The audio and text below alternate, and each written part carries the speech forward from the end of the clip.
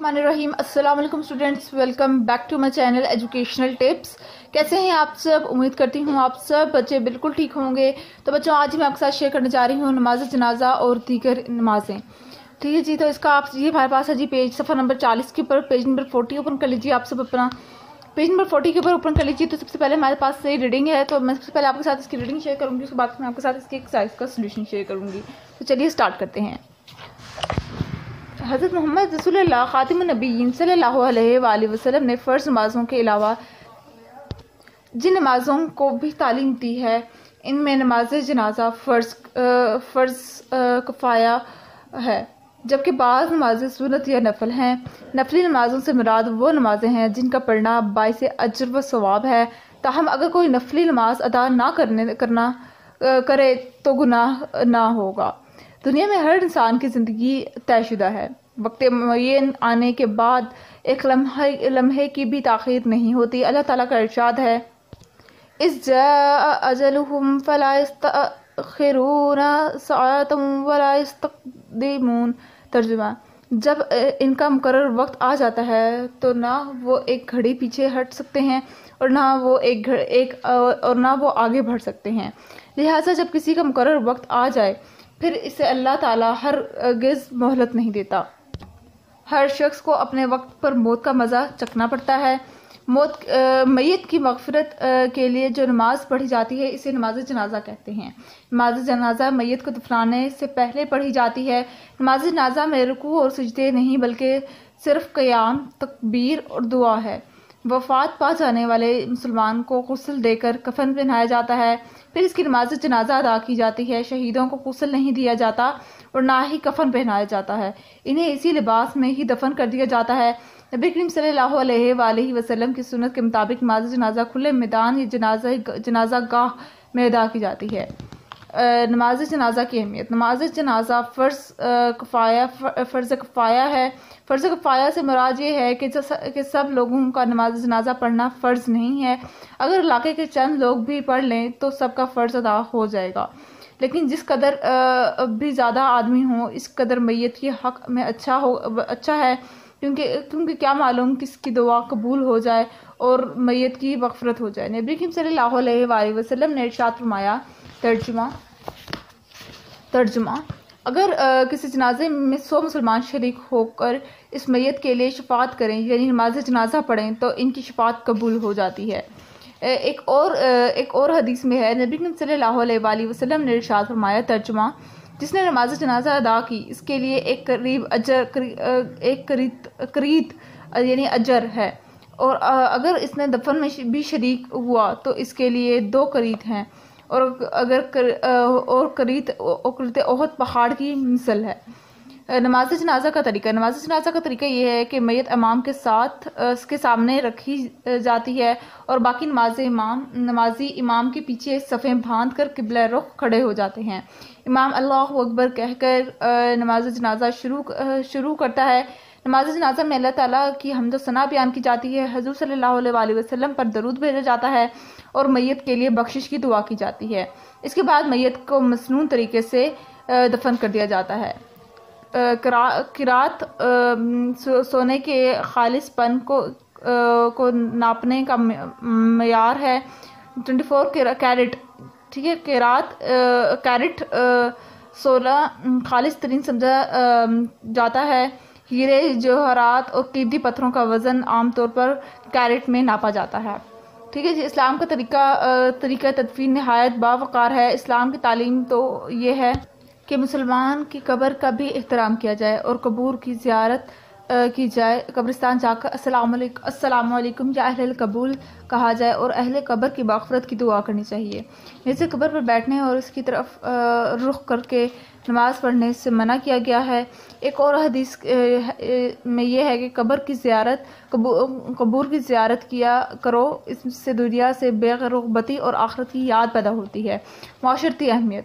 نماز جنازہ جہاں ہمارے دین کا ایک انتہائی اہم جز ہے، وہیں اس کی ہماری معاشرتی زندگی میں بھی بہت اہمیت ہے۔ اسلام میں ایک سنت یہ ہے کہ جب کوئی مسلمان وفات پا جائے تو ان کے اہل خانہ کی تعزیت کی جائے اور ان کے غم میں شریک ہوں۔ ان کے لیے کھانا وغیرہ کا انتظام کریں۔ نماز جنازہ مسلمانوں کی اجتماع کا سبب بنتی ہے۔ دور و نزدیک سے لوگ نماز جنازہ کے لیے اکٹھے ہوتے ہیں۔ تمام ذاتی رنجشیں مٹا کر لوگ ایک دوسرے کے غم میں شریک ہوتے ہیں۔ نماز جنازہ سے باہمی ہمدردی بھائی چارے کا درس ملتا ہے۔ اوقات مکروہ وہ اوقات جن میں نماز پڑھنا منع ہے: طلوع آفتاب کے وقت، زوال کے وقت، غروب آفتاب کے وقت۔ اس کے بعد پھر آ جاتے ہیں نماز تہجد۔ نماز تہجد کی کم از کم 2 رکعات ہیں اور زیادہ سے زیادہ 8 رکعات ہیں۔ تہجد کا افضل وقت نصف شب اور آخر شب ہے۔ تنہائی میں پڑھی جانے والی یہ نماز اللہ تعالیٰ سے مناجات اور ملاقات کا دروازہ ہے۔ احادیث نبوی صلی اللہ علیہ وآلہ وسلم میں اس کی بہت زیادہ فضیلت بیان ہوئی۔ نیکسٹ پیج پہ آ جائیے۔ حضرت عبداللہ بن عمر رضی اللہ عنہ سے روایت ہے کہ حضور نبی کریم صلی اللہ علیہ وآلہ وسلم نے فرمایا، اللہ تعالیٰ کو تمام نفل نمازوں میں سب سے زیادہ محبوب نماز حضرت داؤد علیہ السلام کی نماز ہے۔ وہ آدھی رات سوتے، پھر اٹھ کر تہائی رات عبادت کرتے اور پھر چھٹے حصے میں سو جاتے۔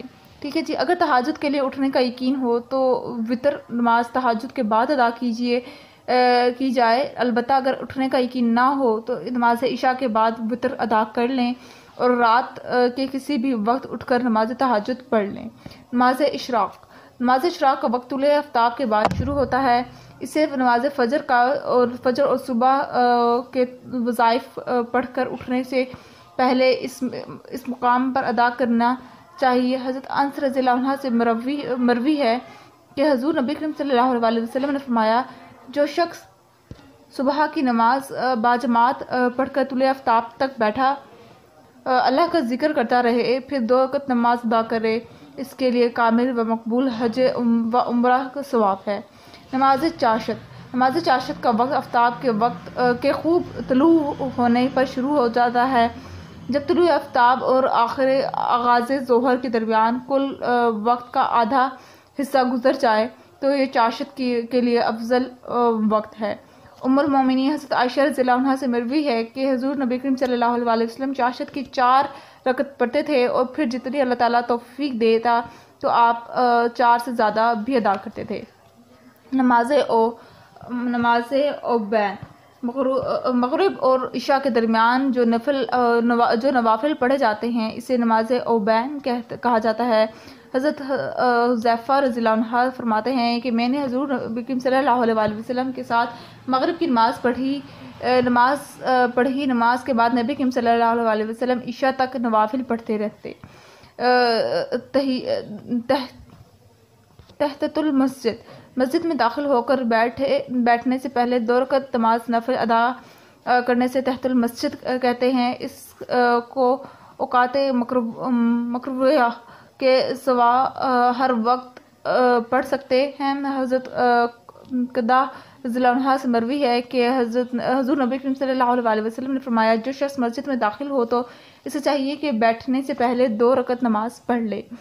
تحت الوضو ایک نفل نماز ہے، وہ وضو کرنے کے بعد پڑھی جاتی ہے۔ رسول اللہ صلی اللہ علیہ وآلہ وسلم نے فرمایا، ترجمہ: جو شخص میرے طریقے کے مطابق وضو کرے، پھر 2 رکعت نماز پڑھے اور دوران نماز دنیاوی سوچ بچار نہ کرے تو اس کے تمام پچھلے گناہ معاف کر دیے جاتے ہیں۔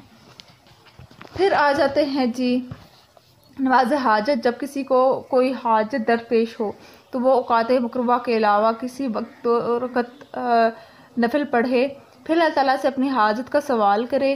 جب بندہ عاجزی اور خشوع کے ساتھ اللہ تعالیٰ سے اپنی حاجت مانگتا ہے تو اللہ تعالیٰ اس کی حاجت ضرور پوری کرتے ہیں۔ احادیث میں ہے کہ نماز حاجت کے لیے مسنون دعا بھی ورد ہیں۔ سنت یہ ہے کہ ان دعاؤں کو پڑھنے کا معمول بنایا جائے۔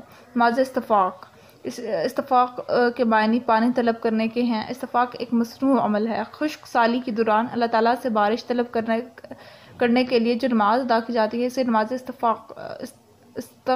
استقاء کہتے ہیں۔ نماز استقاء کا طریقہ یہ ہے کہ امام بستی سے باہر کسی میدان میں تمام لوگوں کو جمع کر کے 2 رکعت نماز پڑھے، نماز کے بعد کھڑا ہو کر خطبہ دے، اس کے بعد خوب خشوع و خضوع سے توبہ و استغفار اور بارش کی دعا کریں۔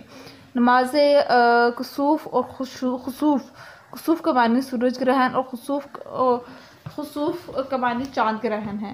اس موقع پر پڑھی جانے والی نماز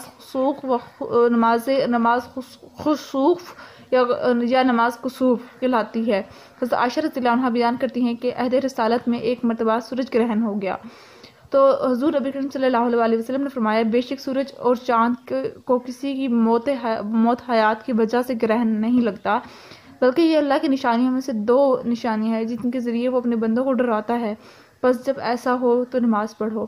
سورج گرہن کی نماز کا طریقہ یہ ہے کہ جب سورج گرہن ہو تو چاہیے کہ امام کے پیچھے 2 رکعتیں پڑھے جن میں بہت لمبی قرات ہو اور رکوع سجدے میں خوب دیر تک ہوں۔ 2 رکعتیں پڑھ کر اللہ تعالیٰ سے دعا کریں حتیٰ کہ یہ حالت ظاہر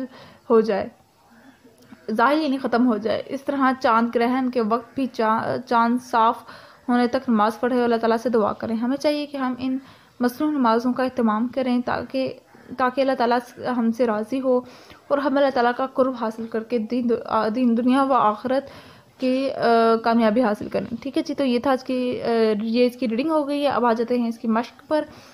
میت کی مغفرت کے لیے پڑھی جانے والی نماز جنازہ ہے۔ استقاء کے معنی ہے پانی طلب کرنا۔ نیکسٹ پیج پہ آ جائیے۔ نماز چاشت کا وقت ہے طلوع آفتاب کے وقت مقرر میں کون سی نمازیں وقت مقررہ میں کون سی نماز نہیں پڑھی جاتی؟ تمام نمازیں۔ نفلی نمازوں میں سب سے افضل کون سی ہے؟ نماز تہجد۔ ٹھیک ہے، جس کے بعد میں آپ کے ساتھ اس کے یہ شارٹ کوشچن آنسرز اور لانگ کوشچن آنسر آپ کے ساتھ شیئر کر دیتی ہوں۔ یہ ہیں دعا کسے کہتے ہیں؟ فرض کفایہ کسے کہتے ہیں؟ یہ ہے نماز تہجد کے بارے میں ایک حدیث۔ پھر یہ ہے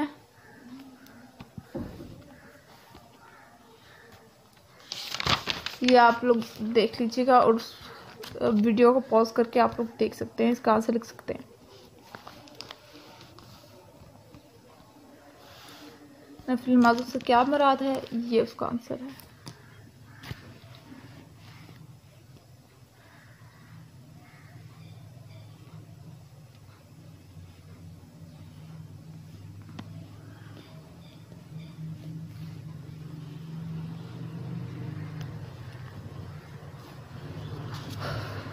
ٹھیک ہو گیا جی، تو یہ تھا آج کا لیکچر۔ آئی ہوپ سب کو سمجھ آ گیا ہوگا۔ اگر آج کا لیکچر آپ سب کو سمجھ آ گیا ہے تو میرے چینل کو سبسکرائب کر دیجیے گا، ویڈیوز کو لائک کر دیجیے گا اور ساتھ بیل آئیکن کو پریس کرنا مت بھولیے گا۔ اسی جی میں جانے والی ہر لیٹسٹ اپڈیٹ سب سے پہلے آپ تک پہنچے گی۔ ملتی ہوں کسی اور ویڈیو میں، دعاؤں میں یاد رکھیے گا، اپنا خیال رکھیے گا۔ اللہ حافظ۔